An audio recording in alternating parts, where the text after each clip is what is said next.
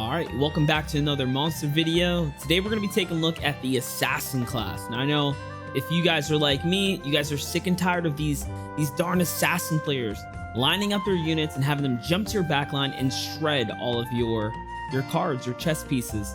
So let's go ahead and talk about this strategy here. Basically, I was just kind of playing the game and I realized something important. The dragon class is underrated. If you guys use the dragon class, you'll kind of quickly realize that it's not hard to trigger the dragon bonus. If you start in your early game, you start building towards the dragons, and you pick up the Venom Assassin and then the Dragon Knight and the Shining Dragon. They're really easy to get in the early game. They're not that hard. And then come mid game, you have this huge power spike. How do you get to that mid game? How do you start this early game?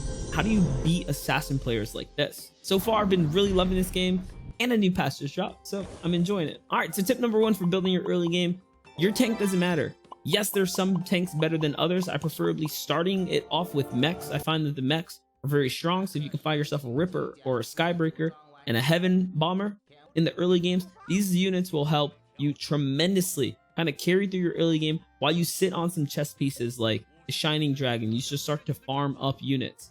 Another important unit to kind of pick up in the early game is the Taboo Witcher.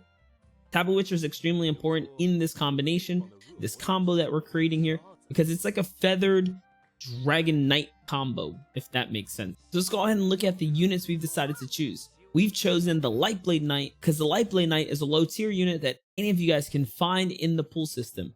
All you have to do is just be proactive on snagging up a couple of these pieces and going with that mindset. Okay, this is what I want to build. This is ultimately what I kind of want to get to. Early game units to look out for to snag: Lightblade Knight, Witcher, and Shining Dragon. Get your feathered bonus early in the game, leading up to the Venom Assassin so you can get your second dragon. And then of course you want to keep an eye out for Dragon Knight.